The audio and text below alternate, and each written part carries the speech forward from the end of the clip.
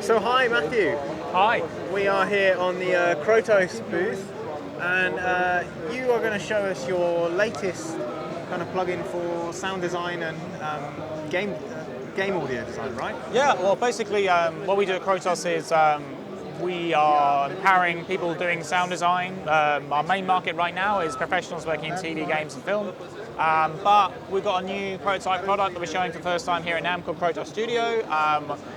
We think this is going to be a great appeal to content creators, non-professional users and professional users doing any type of sound design use case that you might come across in your content or professional work. So let's take a quick look. So as you can see here, this is operating in a bit of a black void here because this is a prototype, but this is a really good indication of how we think the product's going to turn out. So the great thing about Krotos Studio is, as you can see on this section on the right left-hand side here, we've got a bunch of use cases that we're going to touch on. Only some of which are covered in this prototype, but the idea is that all these things will be covered in the product. They'll be covered in a really scalable way. So if you're a user with a little bit of experience or hardly any experience, you'll be catered for. You get great results really fast. If you're a pro and you want to go into every possible detail, you can do that as well. So taking a quick look at our first use case, we've got footsteps. So all I need to do here, I don't have a MIDI controller or anything else, I'm just using my mouse.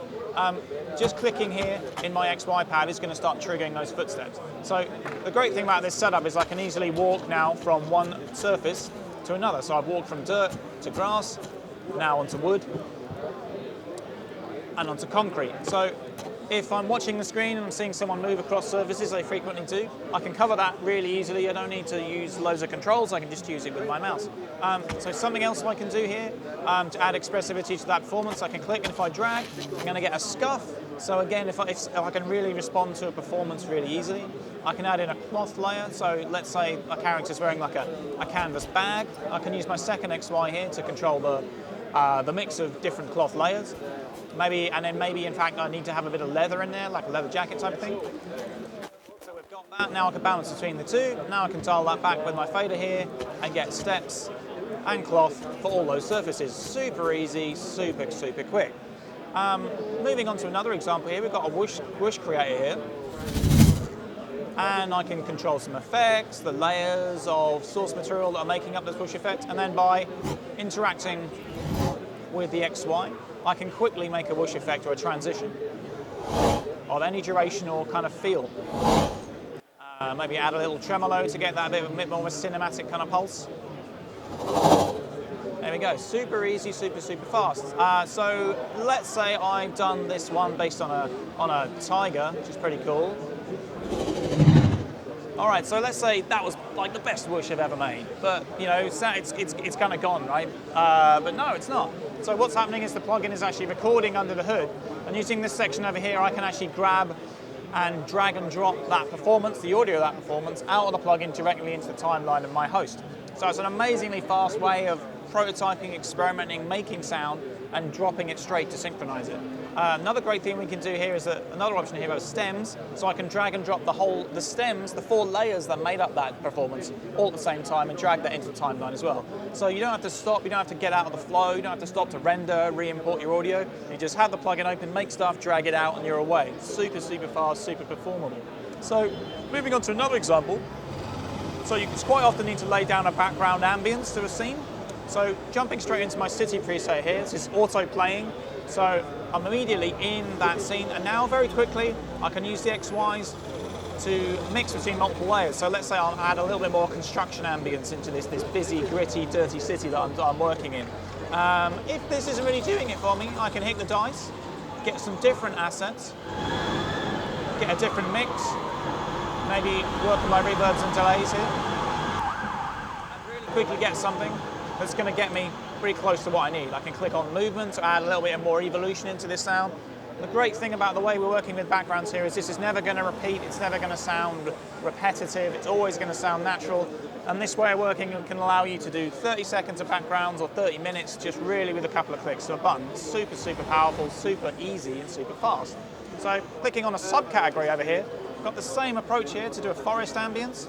Now again, I can just adapt this a little bit and get something pretty meaningful pretty quickly. Maybe that's not working, so let's click something else. Let's try some wind. Got some nice birds in there. I'm just going to dial that back a little bit to my heart's content to get this just right. Maybe a little bit more reverb and delay. Cool, now just let it play out. This is going to sound really naturalistic, play out over time really, really nicely. So if I'm suddenly moved from one scene to another, you can see how I've dialed it in really, really fast. We've got a really highly realistic, high quality result. So for the professionals out there, you might be asking, okay, that's great, but how do I put my own sounds in? So going up to the top right... That was actually my exact question. See, that is usually the point in time where people ask this question. So clicking on the edit button on the top right takes us under the hood of this beast. And as you can see, we've got a lot of power, a lot of control here of what's actually happening. So professionals or anyone interested in going under the hood, they can build your own setups. You can base them off the presets. You can just throw any number of sounds in here. You can have an infinite number of sounds loaded into this system. You can perform them with sample-based playback, granular playback, or other patented DSP methods that we've developed over the years. This section over here is basically that performance template that we were interacting with in the other mode. The great thing about this is not a closed infrastructure. You can just drag and drop any parameter that you see here into these drop zones that relate to these components, and you can customize that yourself. So if you want to build your own sound design templates, if you want to use our own, you can do that. It's not like Contact where it's more of a closed infrastructure, you've got no scripting, all this type of stuff. This is all really, really user-friendly. You've got modulation options, you've got variation options that are triggered from the dice. You've got an enormous amount of capability here, but it's still really friendly. And then once you've got it, you can go back to the perform mode and just perform away, just make sound, just get great sound really fast. That's the whole purpose of this thing. We're trying to democratize making sound in this way, make it really accessible, but allow you to go deep if that's what you want to do. In terms of the samples that are in there, or the samples that you could put in there, yeah. If you put something really not right, technically, if you put some synth sounds in there or something like that, you would still have access to these kind of parameters. You would still be able to move them around in this kind of XY and create really strange kind of sound design. Oh, for sure. I mean, this one here with our whoosh, when you're peaking in the middle, that would be fantastic. You sling a load of synth sounds into this thing, and you're imaging between a load of different, I don't know, for instance, a load of stuff you might spit out from your modular, or some drones or stuff like that. You could get something really interesting, really powerful, and it'd be a whole other way of interacting with the content that you've got in your library, that you've generated in your studio. The main thing about it is that it's bringing performance, bringing a way for you to manipulate audio and get that into a project, get it to screen if you're working with screen, or just make great sounds. That's the whole idea.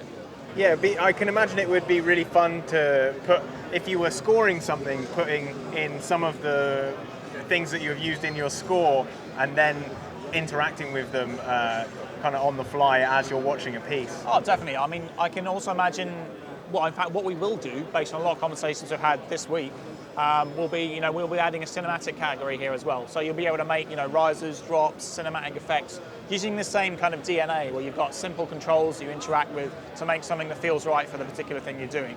And that's going to add a lot more musical content to this.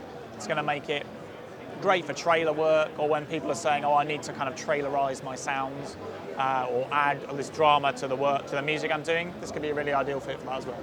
Brilliant. So I'm guessing there's no kind of exact release date or price at the moment? Not yet.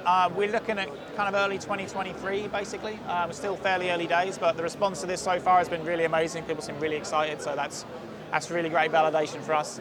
Pricing, again, that's something we're talking about. Nothing quite fixed just yet, but there seems to be lots of options and lots of suggestions to people so far.